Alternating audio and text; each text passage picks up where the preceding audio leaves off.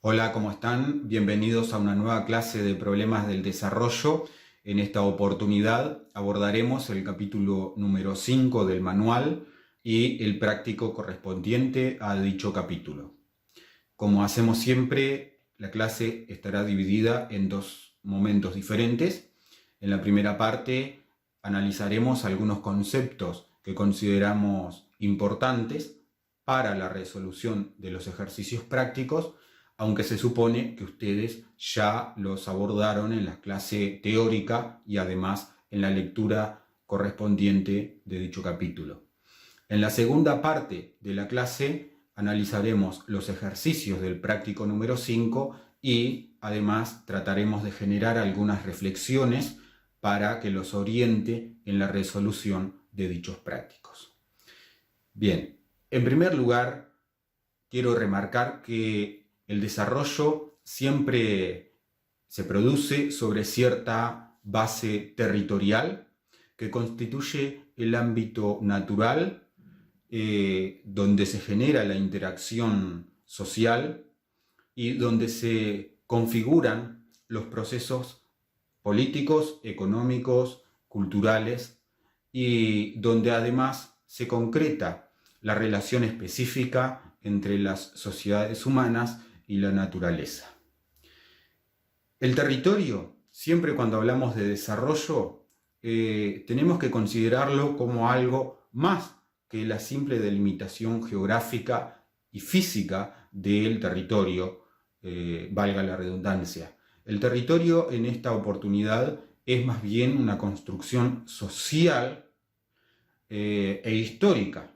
Significa que las comunidades, las personas que habitan determinado lugar, van cargando de contenido ese territorio y de significados.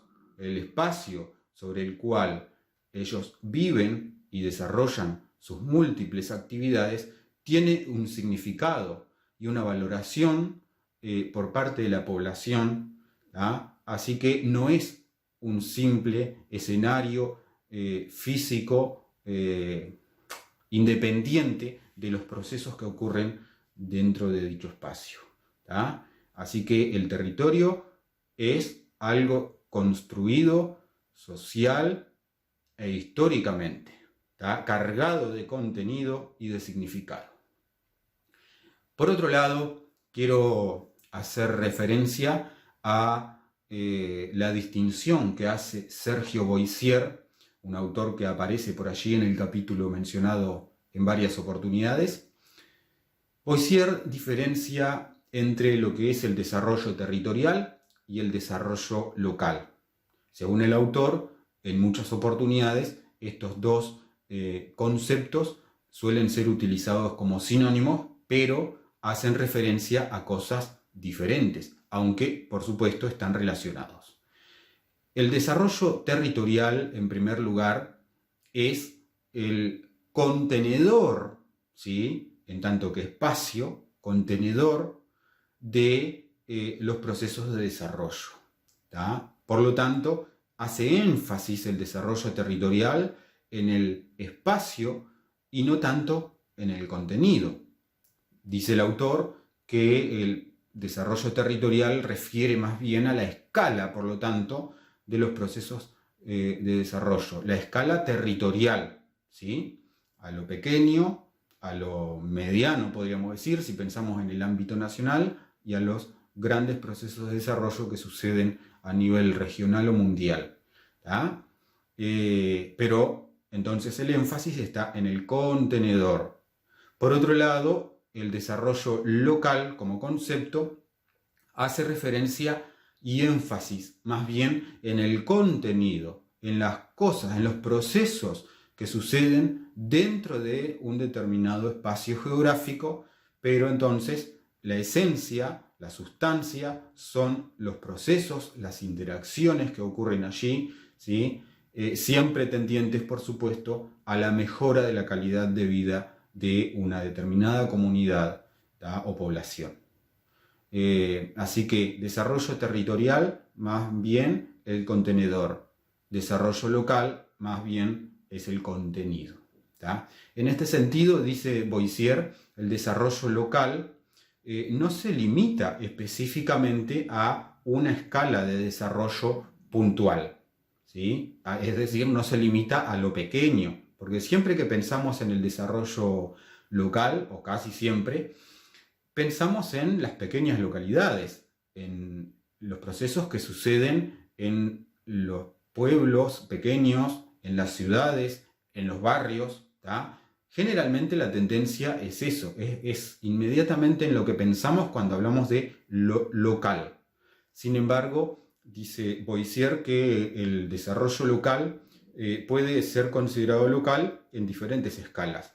Lo importante es que desde dónde se lo mira, y él dice que siempre lo local puede ser visto como local si es observado desde una escala superior y externa, desde una posición externa. ¿A qué me refiero con esto? A que lo local puede ser local si es una ciudad vista desde el ámbito departamental o provincial, en algunos países podría ser, porque es un ámbito externo y superior al de la ciudad. Pero, sin embargo, al mismo tiempo, el departamento o la provincia pueden ser vistos como local si lo vemos desde el punto de vista nacional, que también otra vez es un ámbito externo y mayor, más amplio. Y por último, puede ser también considerado como desarrollo local el desarrollo a nivel nacional si este es visto desde el ámbito internacional, por las mismas razones que mencionábamos antes. Así que, como ven, el desarrollo local es más bien un enfoque del desarrollo que no se limita exclusivamente a las pequeñas localidades, como podemos pensar. Esa es una precisión importante y a tener en cuenta siempre. Por otra parte, me quiero referir a el origen histórico del desarrollo local o de los procesos de desarrollo local que señala Alburquerque. Según el autor, este proceso se inició especialmente en el marco de la crisis de los estados de bienestar. Yo no sé si ustedes recordarán qué son los estados de bienestar, pero muy brevemente les recuerdo que el estado de bienestar es una forma de estado que surgió sobre todo después de la crisis de 1929 en muchos países de América Latina y del mundo, y que se extendió sobre las décadas del 30, del 40, 50 y empezó a sufrir una crisis importante ya en la década de los 60. Por lo tanto, era un estado que era bastante amplio, un estado que solía intervenir en la economía y sobre todo era un estado que cumplía muchas funciones y que era sensible a las problemáticas sociales.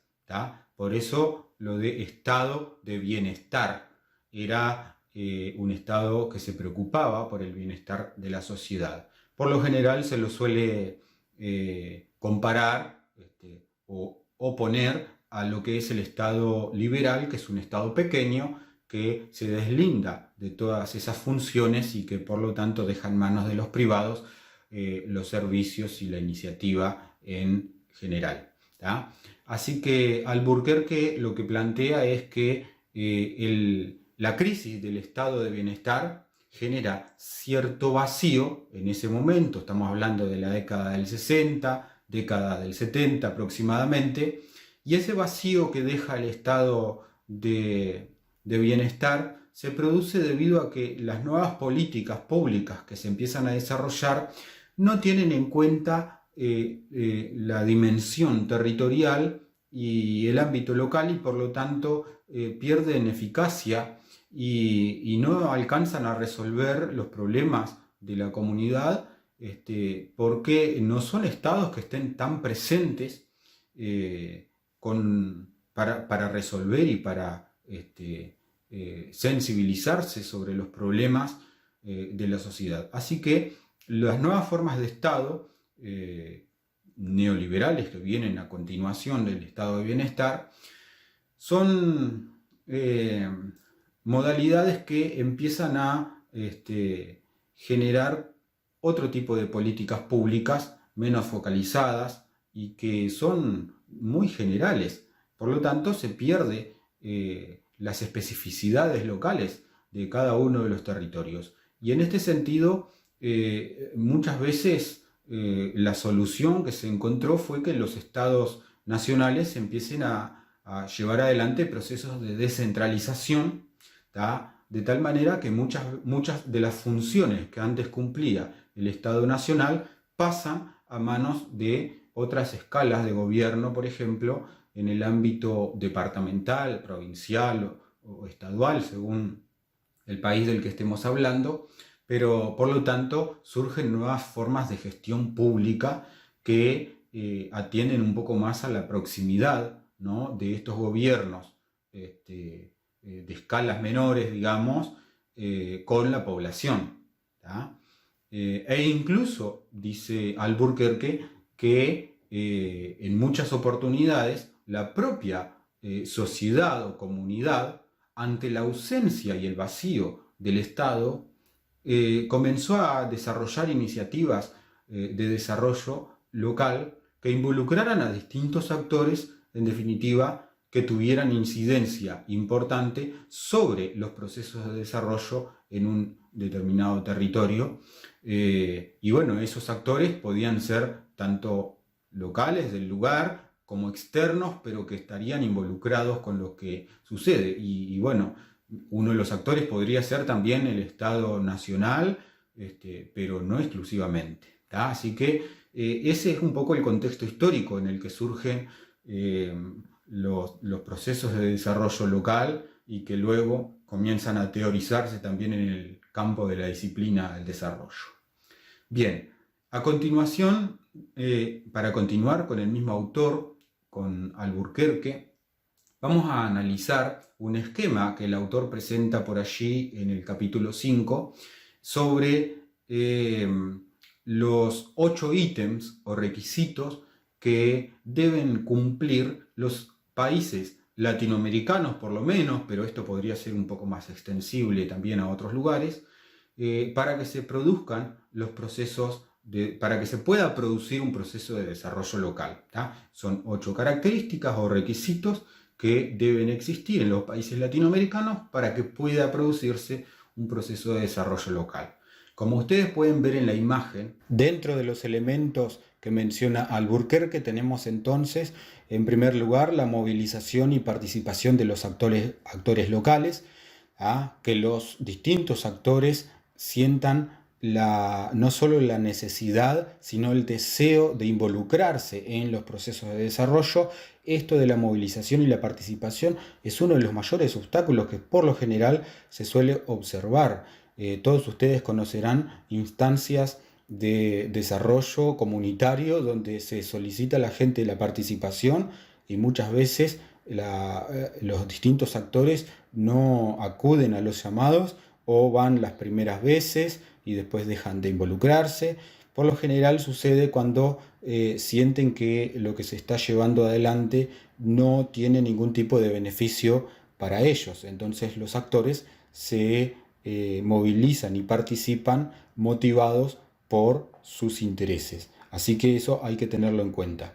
En segundo lugar, tenemos la actitud proactiva del gobierno local, que esto es muy importante. El gobierno siempre es el principal actor o uno de los principales actores en los proyectos de desarrollo local, así que la iniciativa proactiva, el deseo de siempre impulsar, de tener iniciativa en el gobierno local es muy importante para el éxito de los proyectos de desarrollo en ese ámbito. En tercer lugar, la existencia de equipos de liderazgo local. Los liderazgos pueden ser de distinta naturaleza, pueden ser liderazgos en el sentido técnico, los equipos que pueden ser aportados, equipos técnicos aportados por ejemplo, el gobierno local o provenientes de algún organismo del gobierno nacional, pero también podrían ser liderazgos en el sentido comunitario, personas que logren la convocatoria, ¿sí? Y la participación, por ejemplo, o liderazgo en el sentido empresarial. En fin, liderazgos en lo local en distintos sentidos posibles. En cuarto lugar, la cooperación público y privada. Por obvias razones, un proyecto de desarrollo local debe involucrar distintos actores públicos y privados, y si cada uno de los actores comienza a simplemente luchar por sus propios intereses y no hay una cooperación verdadera, eso se convierte en un gran obstáculo para el desarrollo local.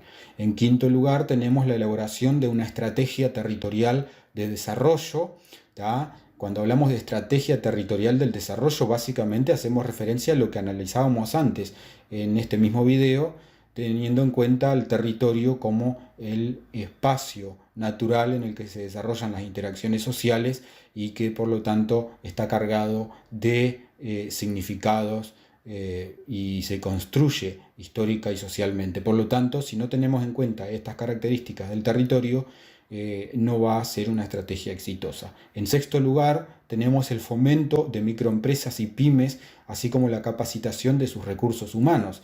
Por lo general, la existencia de estas pequeñas empresas es clave en el desarrollo por todo lo que generan además a la sociedad, no solo en el plano económico, pero es necesario que los recursos humanos tengan la capacitación necesaria, y esa capacitación puede concretarse tanto por los propios empresarios que aporten esa capacitación o por organismos que estén involucrados como el propio Estado o instituciones educativas, etc.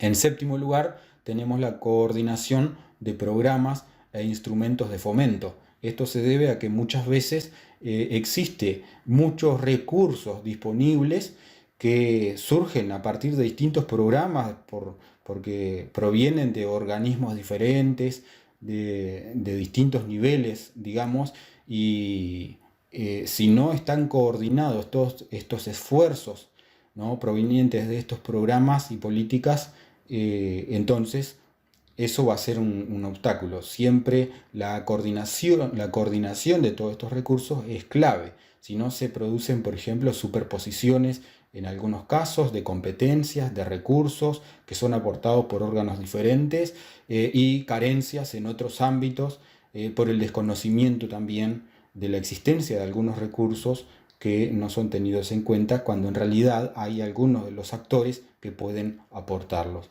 Por último, en octavo lugar, tenemos la institucionalidad para el desarrollo económico local, es decir, la institucionalidad consiste en la creación de organismos que involucren y que estén constituidos por estos distintos actores, que tengan un marco jurídico de ser posible en el cual puedan actuar, ya sea con la creación de un reglamento o lo que fuera, y bueno, esa institucionalidad debe existir para organizar y actuar como marco de todas las acciones que se realicen en el proyecto de desarrollo local.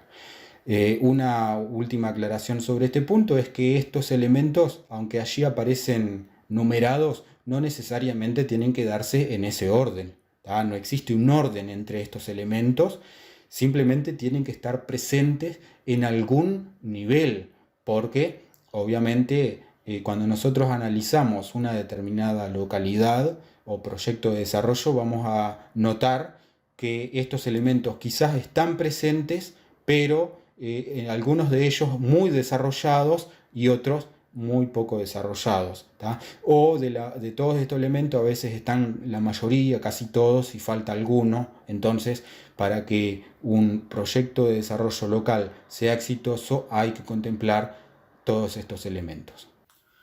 Por otro lado, Fernando Casanova analiza los riesgos y las oportunidades que tienen los procesos de desarrollo local frente a los procesos globales en general, que caracterizan a las últimas décadas especialmente. En este sentido, el autor encuentra 4 amenazas posibles y dos oportunidades que pasamos a mencionar a continuación. En cuanto a las amenazas, en primer lugar, Casanova identifica la marginación y la exclusión de algunas localidades que no logran insertarse en la economía global. En segundo lugar, otra amenaza es la de la integración, pero subordinada, de otras localidades que dependen de actores globales que no están arraigados al territorio y que por lo tanto no sienten responsabilidad frente a los actores locales y sus autoridades. La tercera amenaza es la de la fragmentación, el desmembramiento, la desintegración económica y social de algunas unidades territoriales. Y en cuarto lugar, la amenaza ambiental debido a la aplicación de modelos no sustentables. En cuanto a las oportunidades, Casanova menciona dos, que son, en primer lugar, el acceso posible o potencial a recursos globales relacionados con los mercados, el capital y la tecnología, ¿tá? Y en segundo lugar, la revalorización de los recursos endógenos y en la potencialización de capacidades estratégicas relevantes que funcionen como ventana de oportunidad. A continuación pasamos a analizar los ejercicios del práctico número 5. En el ejercicio 1 tenemos un artículo periodístico del año 2013 que consiste básicamente en una entrevista al director de obras de la Intendencia Municipal de Salto en ese momento. Y bueno, lo primero, como siempre, es hacer una lectura atenta al artículo, pensando y reflexionando siempre sobre los conceptos que hemos analizado a lo largo del capítulo. Y luego, en primer lugar, lo que se nos plantea es identificar en la entrevista cuáles son los problemas o los desafíos que encuentra el gobierno de Salto en la ciudad para llevar adelante, por supuesto, su propósito, que es, como siempre, el de mejorar la calidad de vida de las personas en el marco del desarrollo de la ciudad, ¿tá? Así que, ¿cuáles son las distintas problemáticas o desafíos que se pueden identificar a partir de la entrevista? En el punto número 2 del ejercicio tenemos que tratar de discutir en el grupo a ver si consideramos que en Salto hay o no un proyecto de desarrollo local, ¿tá? Es decir, nosotros hemos estado viendo en qué consiste el desarrollo local, incluso los requisitos que debe tener el desarrollo, cualquier proceso de desarrollo local, como señalaba Albuquerque, por ejemplo, y entonces la tarea es discutir en grupo si a partir de la entrevista, por lo menos, se puede considerar que Salto tenía en ese momento, o el gobierno salteño tenía o no un proyecto de desarrollo local. En caso de que la respuesta sea afirmativa, ¿cuál sería ese proyecto de desarrollo local? Resumido brevemente allí por ustedes.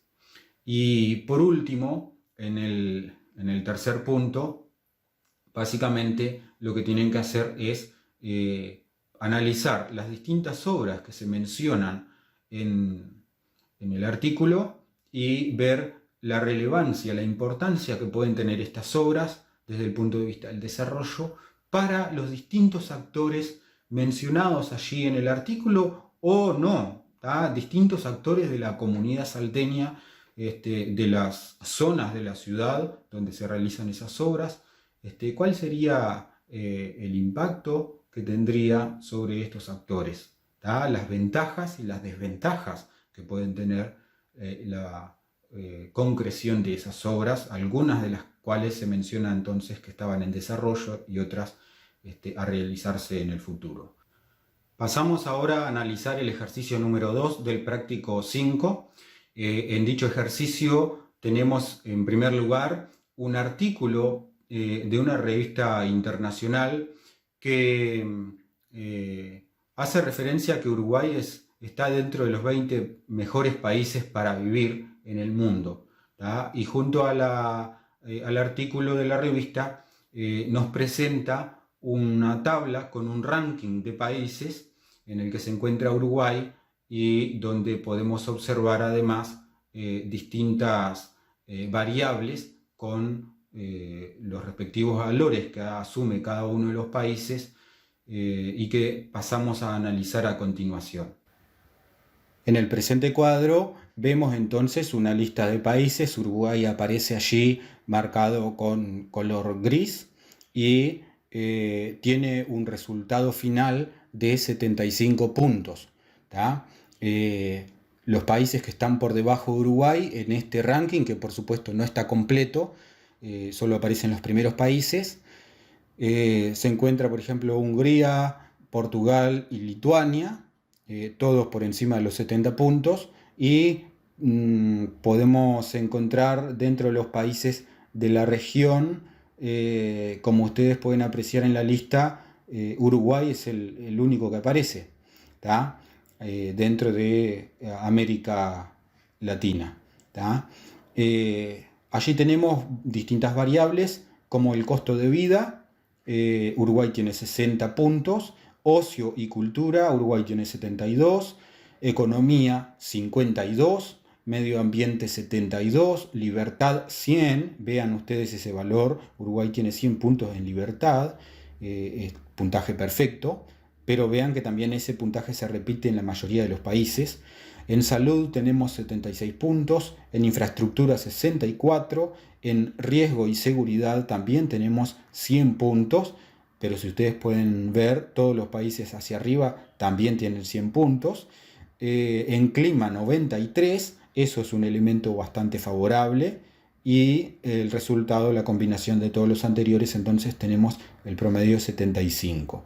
¿Tá? Como pueden apreciar, el primer país es Francia y está seguido por Australia y Suiza.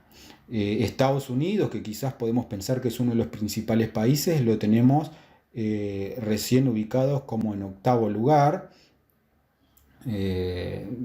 Después tenemos países europeos como España, que pueden ser de los países más próximos o cercanos a la realidad uruguaya.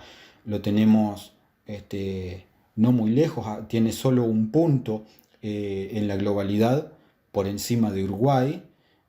Así que en definitiva, vean ustedes estas variables y presten atención especialmente en cuáles está mejor rankeado nuestro país y cuáles son las que tenemos mayores carencias y vulnerabilidades.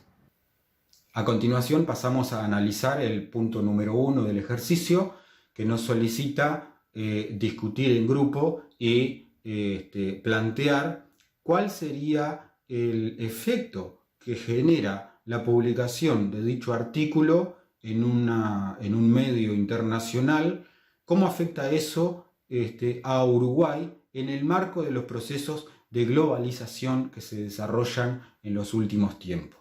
¿Tá? Por supuesto, la pregunta parte del supuesto de que la globalización tiene incidencia en el país, como también se analiza en el capítulo del manual. Entonces, ¿de qué manera esa publicación, que nos presenta como uno de los mejores países para vivir, puede afectarnos a nosotros en el marco de la globalización? En el segundo punto del ejercicio, lo que tenemos que hacer es analizar el cuadro, ¿sí? Y especialmente las distintas variables de dicho cuadro, con la puntuación que obtiene Uruguay, y detectar, ¿sí? Indicar, señalar cuáles son las variables que presentan mayor vulnerabilidad o riesgo para Uruguay, ¿sí? Seguramente aquellas en las que tiene menor puntuación en comparación con los otros países. Eso como primera parte, y en segundo lugar, en el mismo punto, nos pide que analicen o comenten cuáles son las amenazas de la globalización que podrían representar mayor peligro para Uruguay en función de esas vulnerabilidades que encontraron en el país. ¿tá? Recuerden que las amenazas de la globalización a las que se refiere son las que analiza Casanova, que ya las estuvimos comentando anteriormente, ¿tá? Y por último, en el tercer punto del ejercicio, dado que Casanova también habla de oportunidades que presenta la globalización, lo que tenemos que pensar es en qué proyecto de desarrollo local podríamos llevar adelante como país para aprovechar al máximo las oportunidades que nos ofrece la globalización, ¿tá? Entonces, pensar en alguna estrategia, algún proyecto que de alguna manera sea positivo para el país en este contexto. Bueno, hasta aquí llegó la clase de hoy. Espero que sirva como siempre como insumo para la resolución de los prácticos. Estoy a las órdenes para las preguntas o dudas que ustedes tengan y ya me han dicho que el foro que está disponible en la plataforma EVA no está funcionando, así que pueden dejar aquí en los comentarios de este video las preguntas que quieran sobre el práctico, que trataré de responderles a la brevedad. Espero que sigan estando bien y nos vemos en el próximo video.